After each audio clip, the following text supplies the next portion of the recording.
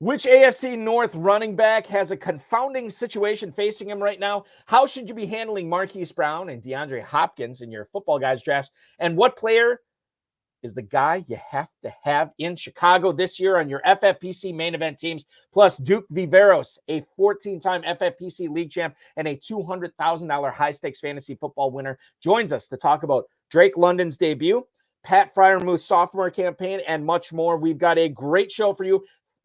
Duke Viveros is here. I'm Eric Balkman. Stick around. Your high-stakes fantasy football hour starts now.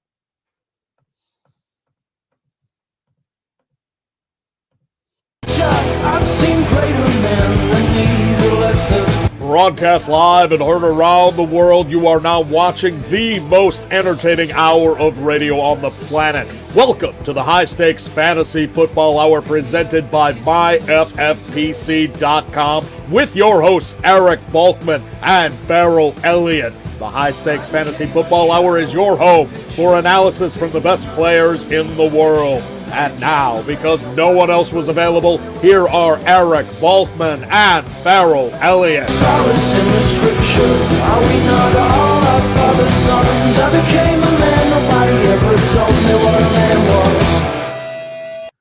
Thank you so much, Rob. Welcome to all the Bulkaholics tuning in tonight, listening on your downloads, on your streams, on the audio stream, whatever you want to do, however you want to tune into the show. We're just glad you're doing it. Greetings and salutations. Welcome to the latest episode of the High Stakes Fantasy Football Hour, presented by MyFFPC.com. I am, of course, your slightly above average host, Eric Balkman. My co-host is the definitive commissioner of fantasy football, Farrell Elliott. Normally, he has the night off tonight. He will be back next week. By the way, a very, beg your pardon, he'll be back in 2 weeks.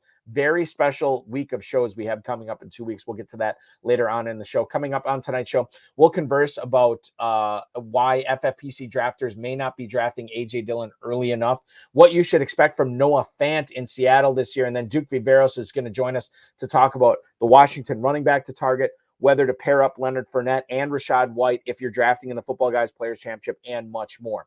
If you want to connect with us on Twitter, you can do so at HSFF or at Eric Balkman, and always learn more about the Kentucky Fantasy Football State Championship that Farrell runs at KFFSC.com. You can post on our Facebook page at facebook.com/HSFF, and you can also email the show at highstakesfantasyfootball@gmail.com. If you have any questions for us, for myself, for Duke, coming up later on in the show, now is the time to send them. We'll try to get to all the chat room questions, all the tweets, all the emails coming up later on in the fantasy feedback segment in the show.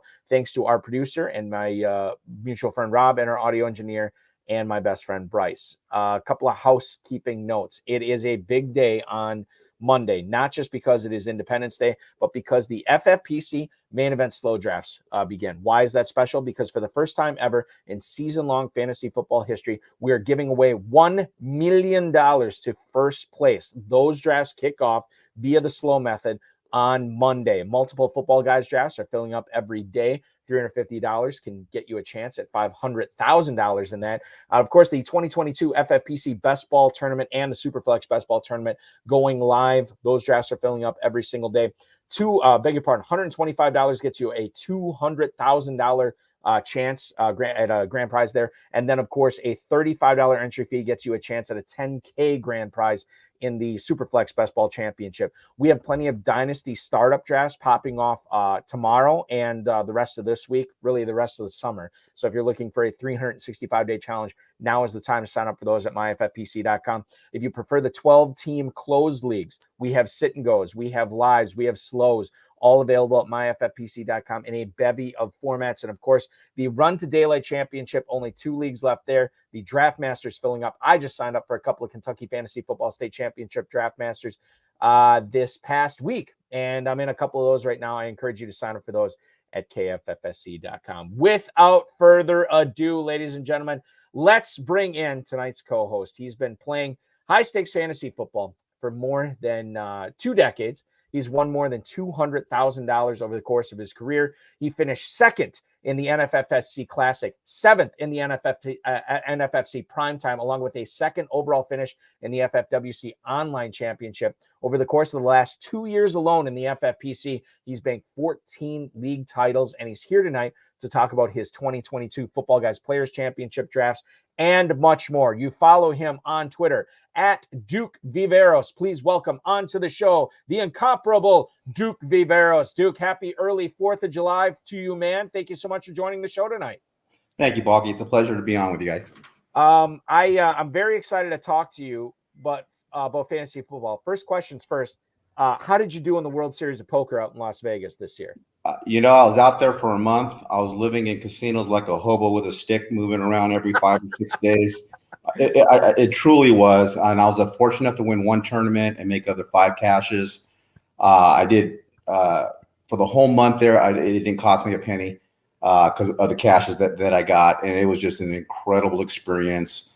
I'm meeting so many players all over the world, from Russia, from Ukraine, from Peru, from Mexico, having breakfast with the guys. Couldn't really understand each other because of thick accents, but all thing was common was about poker. It was just my fantasy for a whole month living that. And it was the greatest time I ever had. It's kind of like when you go, like when you draft live in Las Vegas, right? For high stakes fantasy football, it's kind of where you see these guys like once a year, whether it's a World Series of Poker, whether it's high stakes fantasy football. It's kind of a special treat because I know you value not only draft day highly, but of course poker when you're playing out there for a few weeks too in Las Vegas. It's a big thing. It's so huge. There's nothing like it, especially in September, when you go to Vegas, you're doing all these big league drafts. Because you talk about these players all the time. You do hundreds of drafts through the years. When you see them face to face, and you're talking, it's such a thrill, such an excitement. It's such a rush doing that draft, competing against the best in the world. And they're buddies, your friends. You're just having the best time of your life there. Let's get into the show right now. We'll kick it off with your interview tonight. Let's do this first. When you're not winning FFPC leagues, when you're not winning all these poker tournaments out in Las Vegas, Duke, how are you spending your time nowadays? It's super busy. I retired 5 years ago, but I have 5 grandchildren and my daughters, and I just spoil them and spend all my time with them. And in the spare time, I have a buddy, and we're going down to Panera Bread or somewhere else, and we're just talking fantasy football, getting ready for the drafts. What we're going to do this, what we're going to do that, and I have a pretty charmed life right now. Yeah, I would. And it's crazy, and I'll bring this up. For the first time ever this week, we did 2 high stakes fantasy football hour shows in the same week because I can't do one next week. So we did 2 this week. On Wednesday, we interviewed Rashad Cobb, a guy that you'll be competing against or that you have competed against in the Football Guys Players Championship, as well as the FFPC main event. And he actually lives in Las Vegas and works in law enforcement. Still, yeah. He works in law enforcement. And Farrell, who normally is with us tonight, he couldn't be with us. He was out in Las Vegas on Wednesday. He's a little bit sick tonight, so he couldn't make it. So he was out in Las Vegas. And here you are just coming from Las Vegas, but you also had a long career in law enforcement as well. It's amazing how everything just ties together. Intertwines and comes together, correct? Yeah. Exactly. All right. Speaking of coming together, the Bears passing game is trying to come together this year, Duke, and it still may be a work in progress. Are there any players, as you look at that passing game with led by Justin Fields, are there any players that represent nice values to you or guys that you've been centering on in Football Guys drafts so far this year? The Bears offense is one of the ones that I have been centering on. Darnell Mooney, to me, is a freak. He's a monster. He had 39 pass targets his last 3 games of seasons last year. Only 8 players, wide receivers, fantasy-wise, had more targets than Darnell Mooney had last year. 2 months ago, he's going in early 6th round. The draft I did 2 days ago, he went in the 4th round. I mean, he's just skyrocketing. I hate to see all this stuff on Twitter. He's doing this, he's doing that. Be quiet. Let me get him still in the 5th or 6th round. I think he's fantastic. He had 140 targets last year. It's incredible what he did throwing Cole Kmet on there. He had 60-some catches last year. Anytime the guy outside the 20-yard line, whatever reason, Nagy would take him out. And next thing you know, Jimmy Graham's in there getting the touchdowns. Komet's by himself now. He can get 60, 75 catches this year. Let's not get crazy on the touchdowns, but maybe 5 to 7, 8 touchdowns maybe. And then throw in Monty. I mean, he's still going in Montgomery. He's still going in the 5th round. Explain that to me. How many 3-down backs are there in fantasy football to get value on Montgomery? He had 51 pass targets last year, and he had 40 catches, receptions. He can catch the ball. He knows what he's doing. I like everything about it. The quarterback making a better transition, second year. I like everything about the Bears. That's fantasy-wise this year. And it sounds to me, so like a couple of things here. Number one, you like Mooney, you like Kmet, you might like Montgomery, every places that they're going, or all the ADPs that they're going at right now. I think a lot of times we have people on the show and they say, well, stay away from the bad offense. Stay away from the offenses that aren't going to score touchdowns. For you right now, the Bears offense is a value, and those guys that you just named at their current ADPs, you're all over. I love hearing that. Yeah. Those are the three guys that are going to be fed. And you can get them in the 5th round. You can get Kmet in the 10th, 11th round. Montgomery, a 3-down back in the 5th round if you want to load up on wide receivers earlier in the draft. To me, that's just a win-win-win where all those three guys are going in the draft. I think it's fantasy gold. As a reminder, Darnell Mooney, wide receiver 27 at the 509 right now, according to FantasyMojo.com. Darren Armani, who runs that website, at FantasyMojo on Twitter. We always give him props for that. Cole Kmet, tight end 12. He is rising a little bit, but he's still firmly in the middle of the 9th round. And then David Montgomery, who you also mentioned, Duke. This is running back 20 at the 409. So it makes a lot of sense for all three of those guys there to pick them up when you consider who else is going there and why they're being undervalued right now. Let's keep talking about the passing games of the NFL that are being undervalued, and I think the Jaguars is right up there as well. They added some pieces to the receiving core. Of course, we think about Evan Engram at tight end. They already had Laviska Shenault. They already had Marvin Jones. But Christian Kirk, let's talk about him. Reset the wide receiver market as far as free agency goes. Why do you think he's worth his current 8th round football guy's ADP right now? I have Kirk Balky on 80% of my teams, getting him 10th round, 9th round. Now he's going in the 6th round, 7th round. He's flying up the charts. Number 3 wide receiver last year, little under 1,000 yards, 7 touchdowns. He had over 100 targets, 73 catches. As the number 3, let's move over to the Jaguars now. The number 1 guy. If you can get him in the 7th round, Balky, he's a number 1 wide receiver, but he'll be your number 4 wide receiver on your fantasy team. You just can't go wrong with that. And I totally get where you're coming from on this too. With Christian Kirk, are you just in general, Duke? Are you looking at? So like it sounds like you were buying on Kirk, back when you get him in the 9th, 10th round. Now he's risen a little bit. Are you still staying away from him, knowing that he's gone up in value, or is he still a buy for you in the 6th round right now? Major buy. He's in my opinion, a number 1 wide receiver. Who else is going to get the targets over there? Ingram, maybe injury prone. I like Ingram. I like him, but I'm not crazy about him. But who's going to get the target? Etienne? I don't know yet. I honestly don't know about Travis Etienne. Is he going to be that good? Is he worth a 3rd round pick? I don't know. But I do know he's going to get a lion's share at the start, and we're going to find out. But Christian Kirk's undisputed number 1. I love everything about it. A number 1 wide receiver, even in the 7th round, to me, is just fantastic to get. Doug Peterson, Trevor Lawrence, and Christian Kirk could be something that helps a lot of fantasy owners out this year. Continuing with the passing games, Drake London, a rookie out of USC, who is now playing in Atlanta. He's got a great opportunity in front of him, could put up big numbers, even though he is a rookie.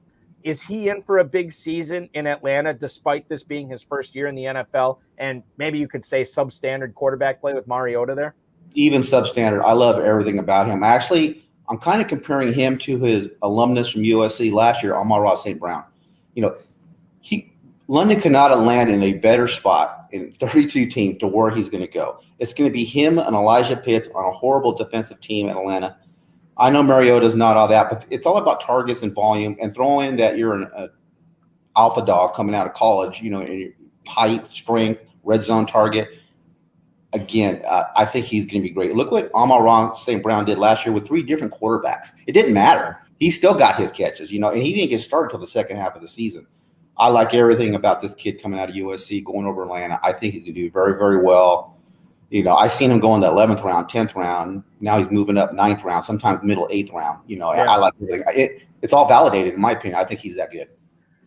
Drake London, wide receiver 37 right now in Football Guys Players Championship. Jess, are those the 2 guys that you like? Because everybody likes Kyle Pitts. Are those the 2 guys you like this year for Atlanta pass catchers? Is London and Pitts, and you're staying away from the rest of them? Stay away. Listen, last year you hit fantasy gold if you got Cordell Patterson off the free agent waiver. But yeah, Alligator maybe, mid-season. Who's going to run the ball? I don't want to get involved with that. I don't want to have any players like that on my roster.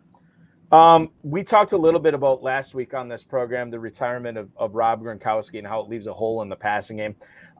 Mike Evans, you've heard probably the last couple of weeks people saying, Mike Evans could threaten to be the number 1 overall receiver in fantasy football. And while that's true, I think there's some other guys worth talking about here. Russell Gage, nobody is rising as fast as that dude is at wide receiver since the Gronkowski retirement.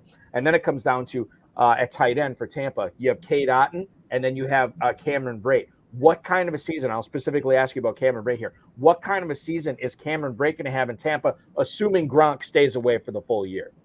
Prior to the Gronk news, I was still all over Cameron Brate. I mean, you can get him for nothing. You can get him in 18th, 19th round. Why not? And then the news was announced a couple weeks ago. Gronk wasn't coming back. I had probably had Brate on 70% of my teams with my last pick prior to the Gronk news coming out. So I was all happy, thinking, I got him. I got nothing to lose, everything in the game. And then you see this beat writer in Tampa last week says, maybe Cade Otton's going to be the guy. I mean, I don't even know where that came from. Yeah. That being said, Brate still jumped up 6-7 rounds, as he should have. He's going like in the 14th round now. But, yeah, everything to gain and nothing to lose with Cameron Brate pick. He's not going to be your number 1 tight end, and yet he can put up tight end. I'm not saying tight end 1 numbers, but he can be consistent 8 to 12, throwing some TDs in there for nothing. I'll take that all day long. Yeah, and certainly, there's going to be some weeks he does put up tight end 1 numbers. Maybe not for the full year, like you said, Duke, but a guy like that who could, in the right matchup, right scenario, he could put up numbers there. You're right. Cameron Brate has ascended to the 14th round, 18th, 19th round before the Gronk news. Now he's in the 14th round. Over the last 5 days in the Football Guys Players Championship, he has gone as high as the 1105, tight end 23 right now for Cameron Brate. So a guy that, and by the way, that they paid a lot of money to. I know there's plenty of people out there that are down on Cameron Brate, but to me, when you don't have to draft this guy as your number 1 tight end, when you can get him in the 14th, the 13th, maybe the 12th round, he makes a lot of sense in the tight end premium format. We're talking with Duke Viveros, the 14-time champ in the FFPC. FFPC League's a $200,000 high-stakes fantasy football winner. Let's talk about tight ends here after Cameron Brate as well. Keep the conversation going. Pat Freiermuth, he had a very, very good rookie season. What are the chances that he either meets or exceeds what he did in his rookie year now that he has Mitchell Trubisky throwing to him instead of Big Ben Roethlisberger? Is it really that much of a grade? Okay, I'll give Mitchell, but he's a stud. He is so good. Freiermuth, 7 touchdowns last year. I can see him being the number 2 wide receiver after Deontay Johnson this year. He's that good and that talented. I love everything about him. A little worried about the concussions that he had last year. You know how he might miss a couple games, but ultra talent. I love everything about him. If you can get, and I have 11th round, 10th round. Again, that's another big, huge win if you can get Freiermuth on your team. Pat Freiermuth, as far as the ADP goes right now, is at tight end 11, right ahead of Cole Kmet, another guy that Duke likes. Tight end 11, 903 right now.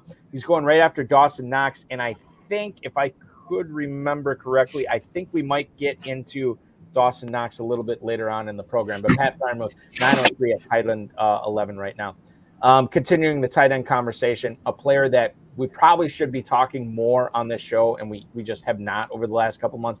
Irv Smith is coming off a really bad injury last year. Kevin O'Connell comes over from the world champion Los Angeles Rams. He's taking over the offense. There's a lot of people that are obviously, there's a ton of people excited for Jefferson. Adam Thielen has been climbing up boards a little bit, and we're hearing a lot of KJ Osborne love too with that pro-style offense that's coming in. What do you think the impact of Kevin O'Connell coming to Minnesota is going to have on Irv Smith at the tight end spot for the Vikings this season, Duke? I look at Irv Smith like the movie Willy Wonka and the Chocolate Factory, and you want the Wonka bars. I want Irv Smith Wonka bars this year. I think he can be that well. I think he's going to be fantastic. Uptick offense, everything about it. You got rid of Zimmer and that dinosaur offense. You bring in a new coaching regime. You're talking about pass. If he's 100% healthy, Irv Smith all day long. I think he could be an amazing talent this year. There's a sweet spot here with tight ends, and we talked about this on Wednesday with Rashad Cobb. If you look at the Football Guys Players Championship, starting at the 8-11, you have Dawson Knox as far as ADP goes. 8-11 Dawson Knox, Pat Freiermuth 903, Cole Kmet 907, Irv Smith at the 1003, and then Mike Gesicki also at the 1003. A lot of people, and I've talked to people this year who like to do it. They're either going with the elite tight ends early, and if they don't get them, they'll wait till 8, 9, sometimes 10 tight ends are off the board, and then they'll grab one in the 8th, 9th, 10th round, whatever that is. And for a tight end premium format, you certainly don't want to be skunked on it. But at the same time, if you can get one and maybe two of those guys where you go back to back with those wraparound picks there, Duke, that's probably not the worst way to do it if you miss out on those top tight ends.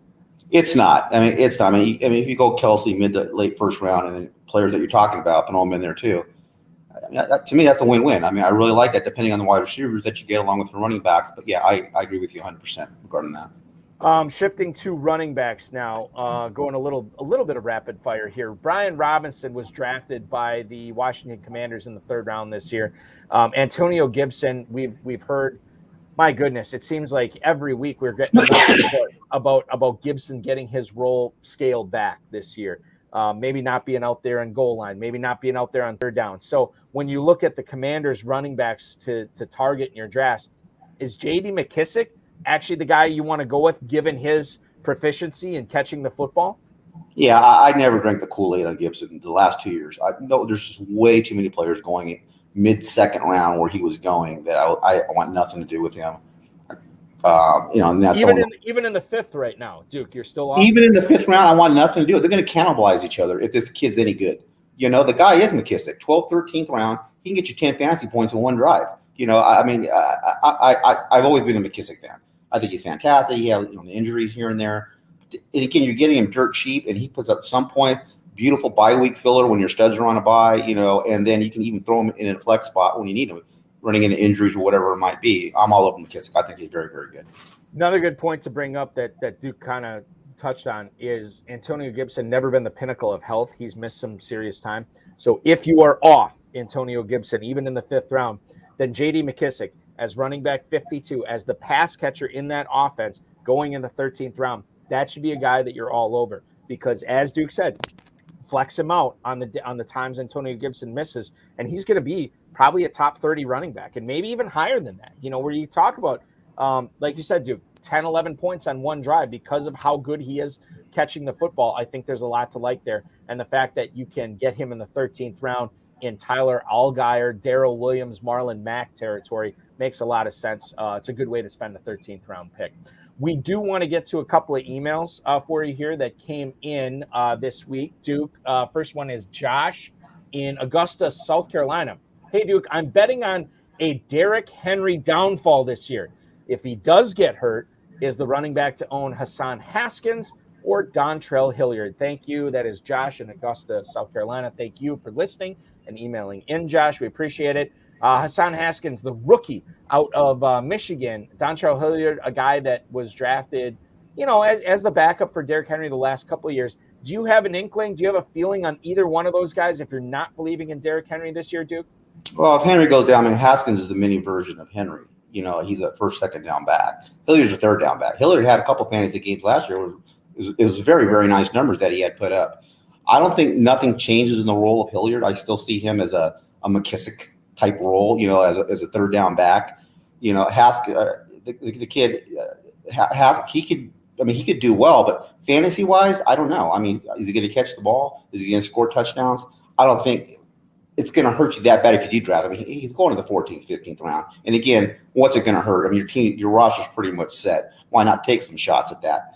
But that's at the backfield there. After Henry does go down, I'm kind of avoiding in my drafts.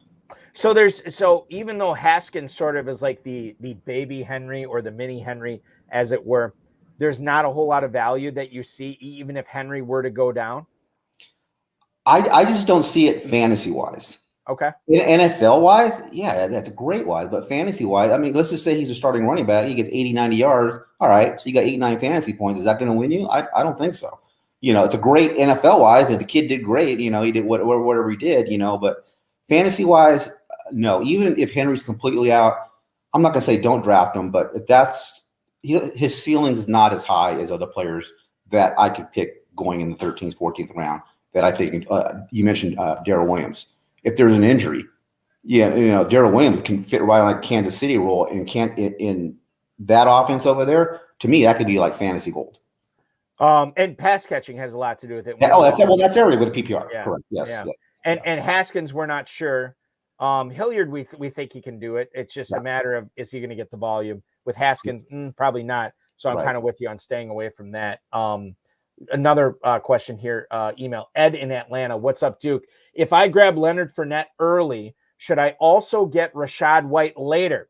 Or would you recommend just grabbing one or the other to increase my chances at a super team in the Football Guys Championship round? Ed in Atlanta, we appreciate you listening and emailing him. This is always the $1 million, well, not the $1 million question, I guess the $500,000 question on the Football Guys Players Championship. But when you have a player in Leonard Fournette where you're investing a higher round pick in that guy, is it worth getting his backup, or are you better off trying to get somebody else's backup? In other words, if Fournette goes down, you're probably not winning anything anyway. But if he doesn't go down and whoever you're drafting, or whatever backup you're drafting, if the guy in front of him goes down, now all of a sudden you have a massive top 10 running back flex that could really help you out. How do you handle stuff like this, Duke, in the Football Guys Players Championship? This year, Rachaad White, to me, has replaced Alexander Mattison as the premier number one handcuff in all of fantasy football. Tampa Bay is a machine. Rachaad White is similar to Fournette, strength. I like his cockiness that I want to be the number one running back. There's everything about he wants Fournette's job. And if Fournette goes down, he's going to step right in there. I think it's going to be just smooth running. He could be fantasy gold if you get him. I love Fournette. I have him on so many teams. And 80 to 90% of my teams that I have Fournette, I was fortunate enough to handcuff White in the 10th or 11th round. That is a handcuff that to me is super important, that I do want that combination. Because to me, it's like a well-oiled machine. Tampa Bay's offense, either of the two is going to succeed and put up just monster numbers. So for you, certain handcuffs are worth it, certain are not worth it in the Football Guys Players Championship. If you draft Leonard Fournette in all these leagues, you're actively seeking Rachaad White. What about Rachaad White without Leonard Fournette? Oh yeah, absolutely. He's a home run. If you're just going crazy on your wide receivers and tight end, and you're kind of going to the zero running back theories or just one stud running back, I'm all over that. Yeah, I'd even go up if, like I said, all wide receivers and tight end, you got a stud quarterback. I would take him late 9th, 10th round as one of my running back. There's some other ones I'm going to take right after him, but he's the first one on my pecking order that I'm going to get on that team. Does the fact that you like Rachaad White's talent so much stop you from taking Leonard Fournette in some drafts because you know how talented the backup is behind him? And if Rachaad White flashes early in the season, maybe it becomes a timeshare, or does that not enter your mind? Not for 1 second. Tampa Bay wants to win a Super Bowl. It's not going to be a 50-50 timeshare. One of them is going to be the GOAT in the backfield there. It's not you come in here. It's going to be one of the two. And they're going to just take off. So that does not come into factor at all. The more talent, the better, right? And if you can get both of them, you're loaded up on one of the best offenses in the NFL as they try to chase another Super Bowl. Let's get into the fantasy flash, the stuff going around the NFL, the news and tidbits right now. This first one that we talk about tonight, Joe Buscaglia, who covers the Buffalo Bills for The Athletic, says that the Bills coaching staff is firmly behind Devin Singletary. Now, Singletary last year, when Zach Moss was, for whatever reason, not showing it in practice, not doing it in games, but Singletary was the guy, as much as you can be the guy in that offense as a running back. But the Bills still were looking for a third down back. They got James Cook in the second round this season. Buscaglia, in his report for The Athletic, said that he thinks the touches are going to come about the same way that most fantasy managers are drafting them right now. Singletary is the clear lead back on early downs, but Cook is probably going to eat into the third downs as the season goes on. Now, Devin Singletary, I don't necessarily know how much value there is in drafting him, given that the Buffalo Bills are so predicated on Josh Allen slinging the rock to Dawson Knox, Stephon Diggs, Gabriel Davis, and the like, and then obviously James Cook. But there is some value there. Hudson Kern-Reeve in the chat room wants to know, is James Cook being undervalued in drafts right now? Should you try to get him if you have Devin Singletary on your team, which he points out is pretty easy to do in the Football Guys Players Championship right now? You think about James Cook, his ADP is running back 34 at the 805, Duke, and then Devin Singletary, running back 31 at the 802. You could easily go in the 7th round, get Singletary, 8th round, get James Cook. Is that something that you'd be willing to do? How do you sort of see this Bills backfield, which is tough to figure out for fantasy owners? Yeah, this has been mind-boggling to me. I've actually seen Cook go before Singletary in some drafts. I'm just scratching my head. I'm going, what am I missing here? Listen, he's a talent. I get all that. Singletary in the 3-week sprint last year, 25 points a game. He was fantasy gold. He won people many, many titles in the fantasy. What has changed since then? The Bills don't throw the ball to the running backs. Singletary had 40 catches last year, which is pretty good. But Singletary is the guy, and I guess they came out 2 days ago. He's the guy. We're going to sprinkle in the rookie on third downs and some other situations, or give him a blow. But I love Singletary. If I do have Singletary though, I do want Cook. I would like him as a handcuff. And Singletary is like Rodney Dangerfield right now. He's not getting any respect in the drafts at all. I'm getting him in the 8th round sometimes. And then if my team's looking really good and I see I'm okay, I have grabbed Cook in the 9th round. He's still there. Why not have them both at the same time if my team's solid that I like? If I need to work on something else, then I'll pass on Cook. But I'm not going crazy on Cook like everybody else. I remember last year everybody was raving about Trey Sermon this, Trey Sermon that, 4th round, 5th round. I never understood that. I just don't think the kid's going to be off the charts like everybody thinks it's going to be. Singletary to me is still the man there.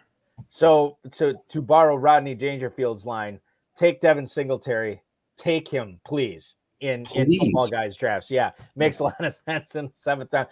It's so funny because I have him in a couple of dynasty leagues, and every year it always seems like I never know what to do with him. But for whatever reason, he always seems to weave his way as a flex spot for me as we get later on in the season. I don't necessarily think James Cook is going to take that value away from him this year. So I'm looking forward to that again, as you are. The Athletics, Jeff Zrebic, and I apologize if I'm butchering your name, Jeff, but you cover the Baltimore Ravens for the Athletic, and we're going to talk about your report on J.K. Dobbins. According to Zrebic, he's unlikely to play in the preseason this year. J.K. Dobbins is 10 months removed from a serious knee injury and hardly appeared at all on the field or on the sidelines in Baltimore at the OTAs.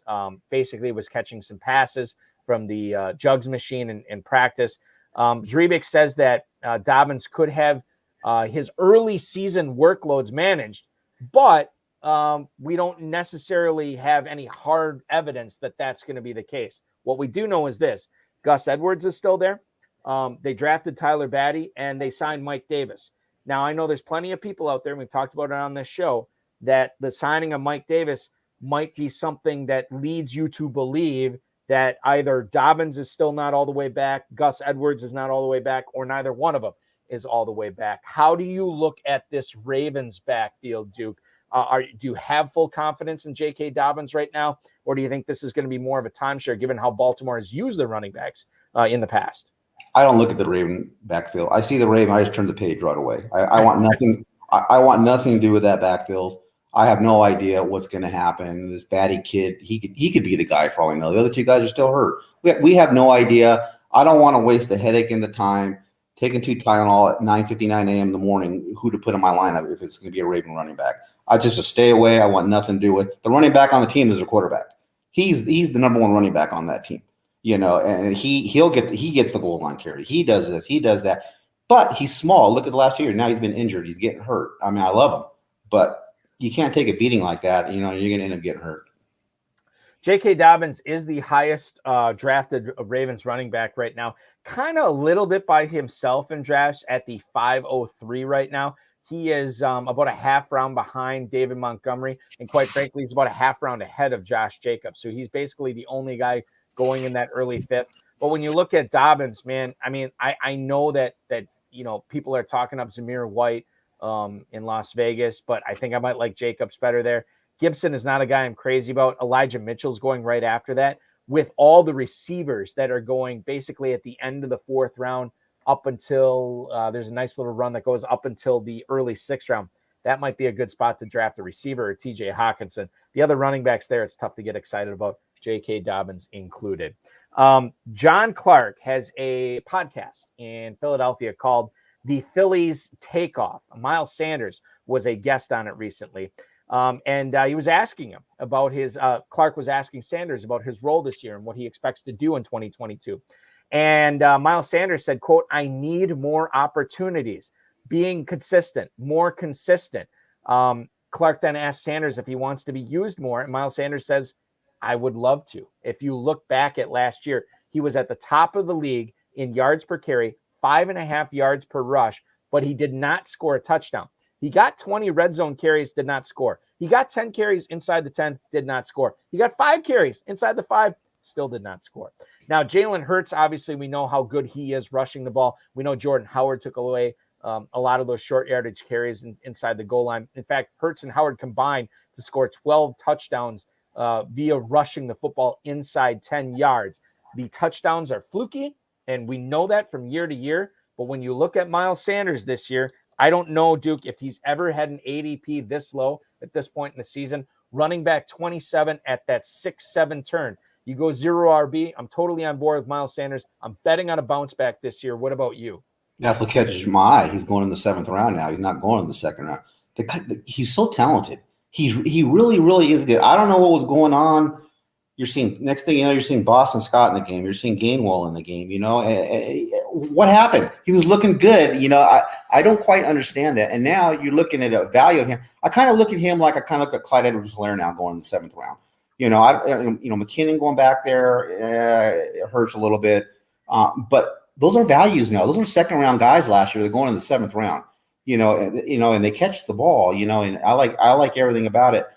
And if I need a running back, I like him in the 7th round. I do too. And you think about, how 0 RB, how do you, Duke, I should ask you that. 0 RB, where you're loading up on 4 receivers and a tight end, or 4 receivers and a quarterback, or maybe a couple of tight ends and 3 receivers. Have you done that historically in your FFPC main events, your Football Guys Players Championships? Is that a strategy that has paid off for you in the past? No, I like to see other people with that strategy because I know I'm going to get their money. It's fool's gold. Has somebody won a world, a title? Yeah, it's happened once or twice, but you hardly ever see. You got to have at least one horse, one lead dog, and then hope to hit on your running backs 9th through 15th round. That I'm on board with that. But if you go 0 running back strategy, please be in my league. I want you to be in my league. All right, so there you go. Duke Viveros wants the 0 RB guys in his league. I'm sure you'll see a few of them again this year for sure. Final thing that we'll get to before we get into the rest of the listener emails tonight, and I think we got a couple of chat room questions as well. Arizona Cardinals wide receiver DeAndre Hopkins will be eased back into practice in training camp because he is, remember, not only facing that 6-game suspension, but he's coming back off of a knee injury. He's not going to practice every single day. Arizona has a plan for him because he's missing the first 6 games of the season, as I just said. But Marquise Brown, the freshly acquired from the Baltimore Ravens, Marquise Brown will be the number 1 receiver there. At least we think he's going to be the de facto number receiver while DeAndre Hopkins is out. Duke, how do you handle this in managed leagues, not best ball leagues, but managed leagues, where Hopkins is going to miss the first 6 games, but he's coming in at a value right now? And as a result, Marquise Brown's being pumped up on his ADP a little bit. But, once Hopkins comes back, Marquise Brown's numbers may go down. How do you handle these 2 Cardinals receivers this year? Yeah, you got to take that consideration. I mean, Brown's going in the 5th round right now. But like you said, when Nuke comes back in week 6, week 7, whatever, after the bye week, I'm not so. I don't have Brown on any team. The guy I do have on a lot of teams, Rondale Moore. I love that. I know he's a little guy, but he's lightning quick. You get him 11th, 12th round. He's playing out of the slot this year. Where's the targets going to go this year right now, Balky? Marquise Brown, Rondale Brown, and Zach Ertz. Yeah. I think there's going to be so many opportunities there. Targets, for the kid or second year now, Rondale Moore. I really like him. I think he's one of the sleepers this year where he can do very, very well. You can get him in the 12th round, and you're going to like the results with him. All those Christian Kirk targets up for grabs. Marquise Brown has been pushed up quite a bit. Wide receiver 19 now. He is now a 4th round pick. DeAndre Hopkins, on the other hand, has obviously fallen because of the suspension upcoming in Football Guys Players Championship drafts over the last 5 days. He is wide receiver 38. That's got to be the lowest I've seen him ever. 707 is his ADP. And to Duke's point, you want somebody cheap in that Cardinals offense, you're looking at Rondale Moore as wide receiver 54 in the 11th round. This is Christian Watson, Jahan Dotson territory. A couple of rookies, you're not really sure what to expect from them. Michael Gallup is coming off the ACL. Jarvis Landry, who's on a new team, and then Kenny Golladay, who's had really 2 underwhelming seasons. There's a lot to like about Rondale Moore in the 11th round if you like that Arizona offense, and I know plenty of people do. Duke, we will get to emails here in a second, but before we do, can you tell the viewers right now one player that you're trying to get on all your teams that maybe we haven't talked about yet, and then another player that you know you will not have any on your team, any shares of on your teams this year because there's no way you're taking him? Yeah, you mentioned him briefly, KJ Osborne. I think he's 13th, 14th round. He had 7 touchdowns last year, 500 yards, 50 receptions in a vanilla offense. Look at the new regime that's there now. And listen, I love Thielen. Thielen was fantastic, but Thielen does have injuries. He's one injury away if Thielen gets hurt to be a number 2 wide receiver in fantasy football, in my opinion, in that offense. He's a 3-4 tweener right now, but I think he can be that good. And you're getting him for nothing. I mean, he's going to be your 6th, 7th wide receiver. I think that's just very, very smart if you can get KJ Osborne on your team.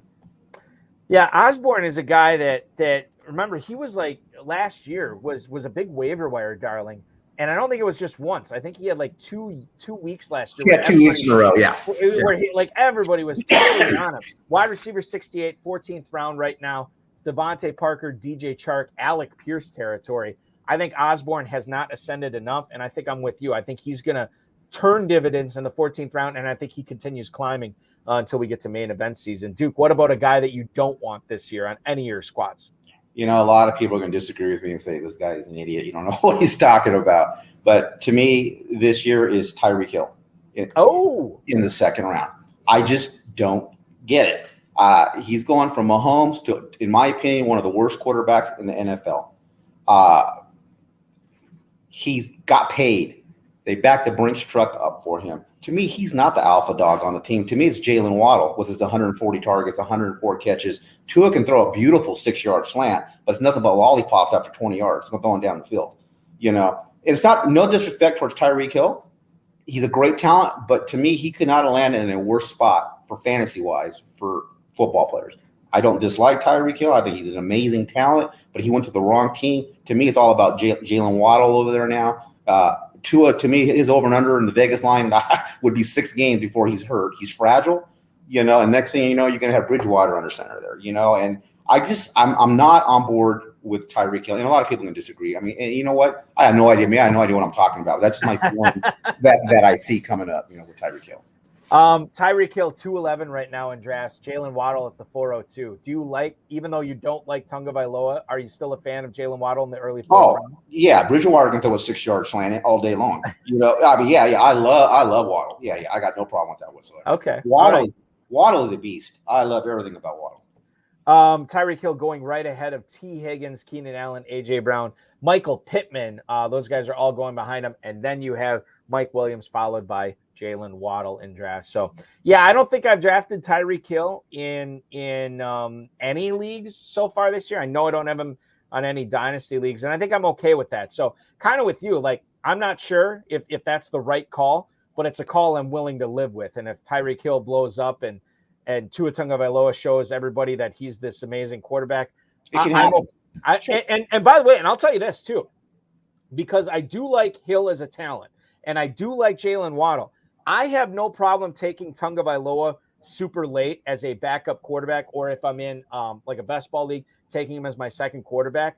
But it's tough for me to soak all that draft capital in a 2nd round pick with Tyreek Hill, which I think is what you're saying too, right? Yes. Yeah, absolutely. Just a 2nd round pick, you know, 7th, 8th wide receiver coming off the board. There's so many wide receivers I would rather have in that spot there.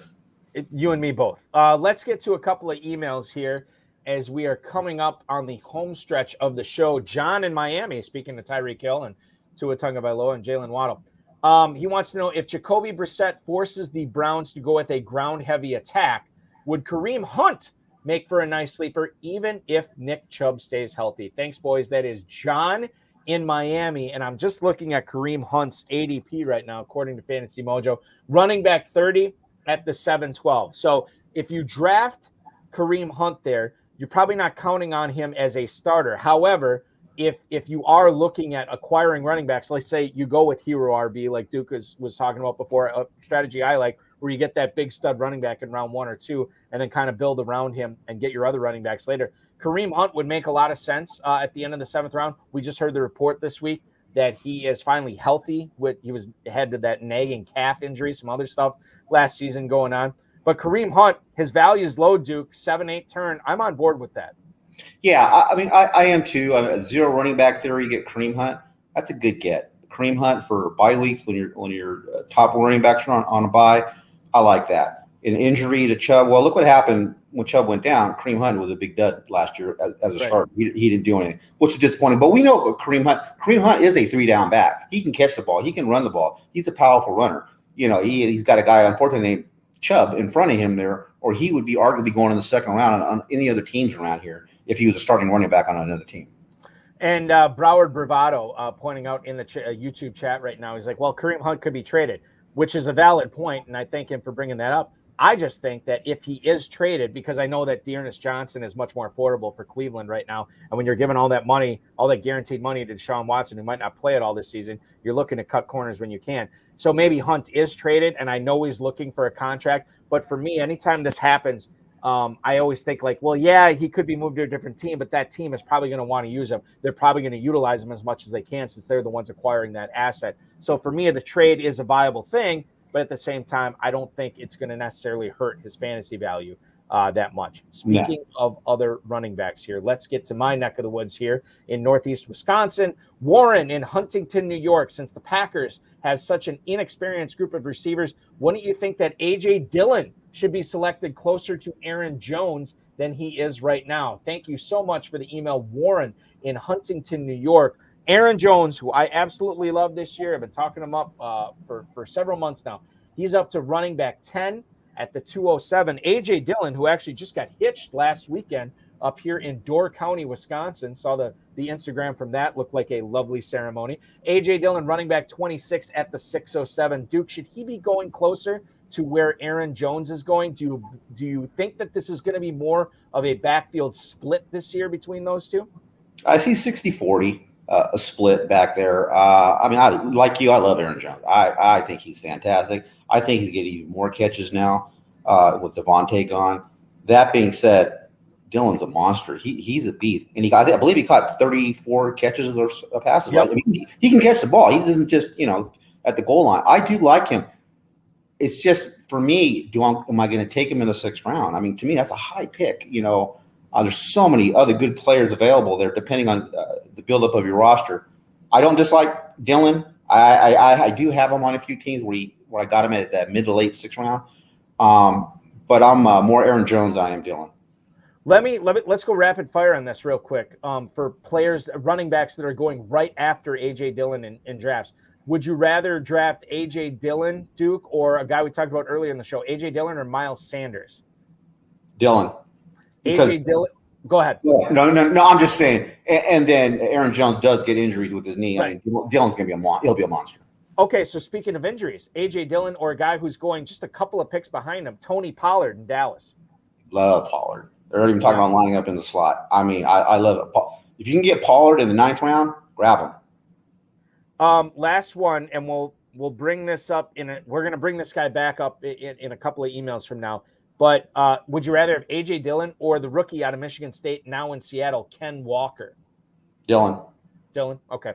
Because of the offense? Is that what it is? Offense, who knows with Penny. And potential opportunity. Yeah. There's no, I'm kind of staying away from that. Next email is, Saginaw, Michigan. It's Terry. Hey, fellas. Saquon Barkley, Kadarius Toney, Kenny Golladay, Wan'Dale Robinson. Why is Sterling Shepard being ignored? I feel like I am getting him every draft. Am I doing it wrong? Appreciate any insight you can give me. That is Terry in Saginaw, Michigan. Sterling Shepard has an ADP right now in the Football Guys Players Championship. Duke, wide receiver 89. He's an 18th round pick. He's basically free. I know people are excited about the shiny new toy with Wan'Dale Robinson. I know the Giants are paying a lot of money to Kenny Golladay, and they expect Brian Dable to be able to unlock him. And I know everybody knows what they saw in Kadarius Toney last year, the flashes that he had, and obviously Saquon Barkley is ascending ADP boards as well. What about Sterling Shepard? Do you have any kind of interest in him late this year? I officially threw away my Sterling Shepard Kool-Aid cup in the trash last year. I've had him on my team for like 5 years in a row. He'll look amazing. 20 fantasy points, 8, and then death, taxes, and you know Sterling Shepard's going to get hurt every single year. I know you mentioned he's free. That taste is gone. I don't even want to get near that anymore. I would rather go another direction. And it's not a best ball. You know, this is a managed league, and the guys like that are difficult to know when to start and when not to start them. Absolutely, yes. Yeah, it's tough for me to say. I'll tell you this. Devin Duvernay is going right behind him. And say what you will about the Ravens passing game, and I know it's not exciting, but Devin Duvernay is a starter there right now. I can't say the same thing for Sterling Shepard. So I'd be much more likely to take Duvernay, especially if a guy like Rashad Bateman, who missed time last year, goes down. All of a sudden, Duvernay becomes like a valuable guy in the 19th round. So I think that there's something to like there. There are guys going after Sterling Shepard I like better. I think this is the final email of the night, but it's kind of a two-parter. We'll go to the emailer's question first. Dan in St. Louis. Happy early 4th of July, guys. Does Noah Fant's quarterback matter in terms of his production this year? I have him in several FFPC leagues, and I'm wondering if I should root for either Geno Smith or Drew Lock to get the starting quarterback job. That is Dan in St. Louis. Thank you, Dan. Noah Fant, formerly of the Denver Broncos, now in Seattle. Duke, does it matter who's throwing him the football this year? How do you see Noah Fant with whether it's Geno Smith or Drew Lock? Yeah, I don't think it matters that much. I know the players are behind Geno. I just saw it reading yesterday. He's our guy. He's our quarterback. He's the one that's going to lead our team. As far as that helping out Noah Fant, I mean, he's in a position to get some targets, but I'm not Irv Smith, Frymuth. I'm taking those guys all over him. I got a little excited last year about it. I had him on a few teams. He just didn't pan out. He didn't do anything. I'm off on him regardless who the quarterback's going to be over there. And I'm just looking right now with Noah Fant in Football Guys drafts. He has an ADP tight end 16 at the 11-12. So he's going right behind.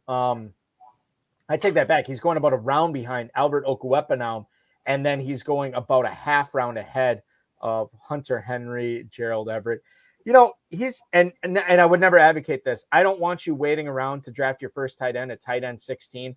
I could see, I guess, if you drafted Gesicki or Irv Smith or Okwuegbunam as your number 1 tight end and you wanted to go another tight end right away, I guess I'd be willing to see what happens with Noah Fant because sure, it's a double-digit pick. You know, it is whatever. It's not a heavy investment. But yeah, right. You're right. I mean, I'm not targeting him at all this year. No, I don't have a one team either. I mean, again, you're getting it for nothing. See what happens. See how the first couple weeks of the season goes. See if he's gonna be involved or not. And if not, just cut bait and move on. Right. The second part of that question was from Hudson Kern-Reeve, our resident Ivy League professor, hanging out in the YouTube room. And it is about Noah Fant and Ken Walker. But beg your pardon. He wants to know, is Rashad Penny or Noah Fant the more valuable Seahawks player this year in the FFPC? Sounds like you would say Rashad Penny, right? But not a resounding yes. It's not a resounding yes. Penny would be first, but I don't have Penny on one team. Just put it that way. I just they got the rookie over there. I mean, what's it going to be? His history of injuries. To me, it's just an avoid situation. The only one I want is a wide receiver 1 over there on a few teams. Other than that, I'm not going near any Seattle Seahawks at all. So Metcalf's okay, Lockett's okay, but that's the best endorsement you can give on any Seattle players. Yeah, here's the deal with Metcalf. He's going in the 4th round now. He's a 2nd round guy. You get him to your number 3 wide receiver. That's a total win-win. Even with who's ever behind center there, I think that's a really good move. What about Lockett? Not so much. I think he had a good connection, with Wilson. I mean, they did well together, but Lockett's still gone. I see him in 6th, 7th round, in a couple, 8th round, right around there. And Lockett would have 3 monster blow-up games, and he's in the side of the milk carton for 3 weeks in a row. Is he even playing? You don't even know what's going on with him. So I'm going to stay away from him too. Final question I'm going to ask you tonight, Duke. This is coming from Eric in Appleton, Wisconsin. Hi, first time, long time. Just want to ask you this. Do you see something, you've drafted in a ton of different high stakes formats over the years. You've been doing it for 20 years. You've had more experience than I think a lot of the guests we've had on this show.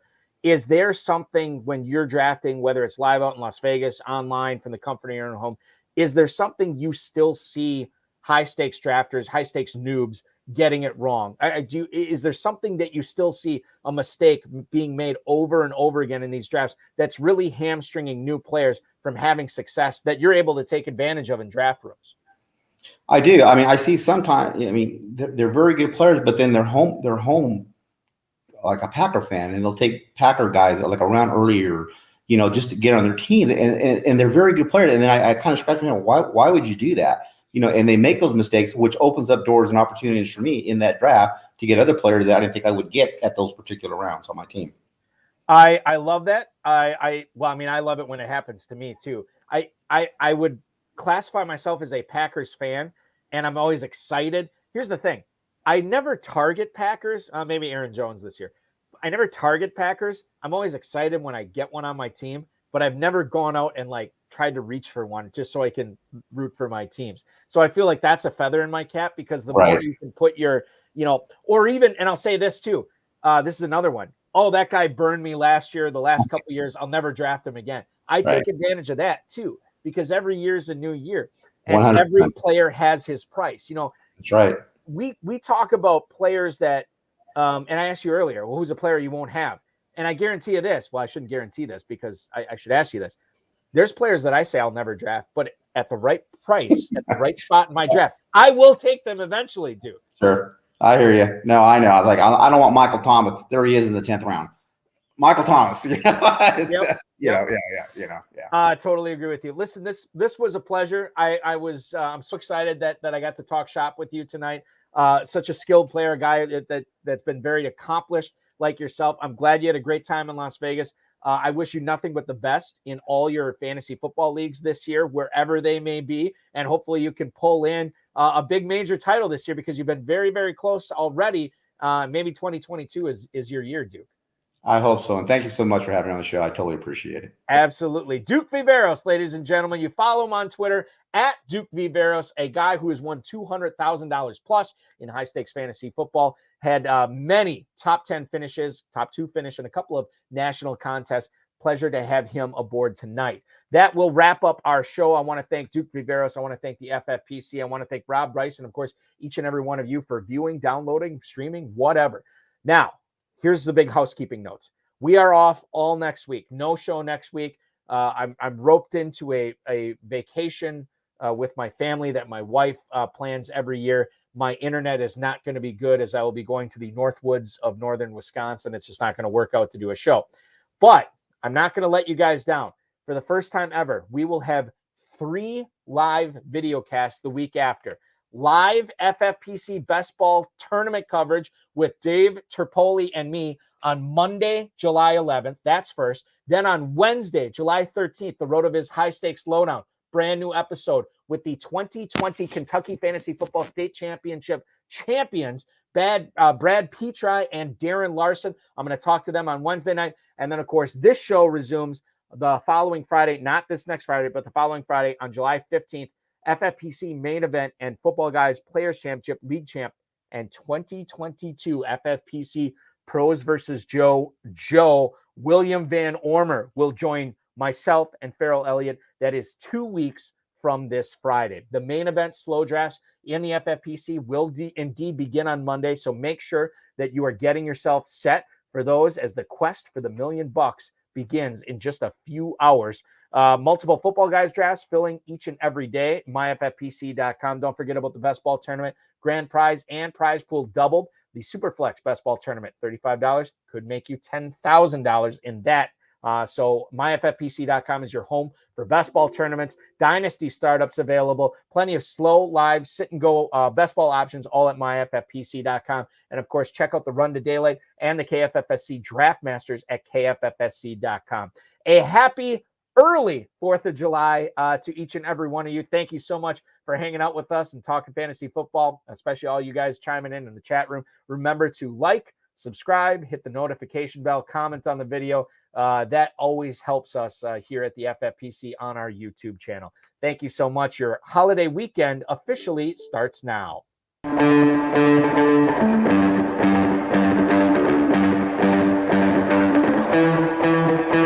This has been another episode of the High Stakes Fantasy Football Hour presented by MyFFPC.com. It was broadcast live and was watched around the world. Balky and Farrell will be back next week with more analysis, more interviews, and more advice from guests much smarter than they are. Thanks for watching, and we'll talk with you again next week.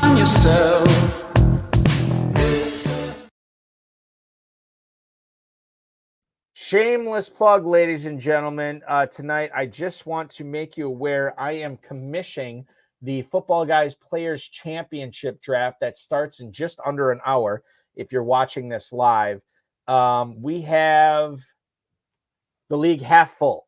So if you are looking for some action tonight, maybe you want to kick off your 4th of July weekend in style, try to win $500,000 tonight. There are 6 spots available in the midnight draft. Would love to watch a draft. Would love to hang out with you in there as well tonight. So make sure you're signing up for that. Let's get that filled. I'm going to go see if there's any fireworks still going on in my backyard with my family and the other people we had over tonight. And I will see you in the FFPC Football Guys draft rooms shortly. Thanks so much for watching, everybody. Have a great 4th of July. We will speak with you in 2 weeks.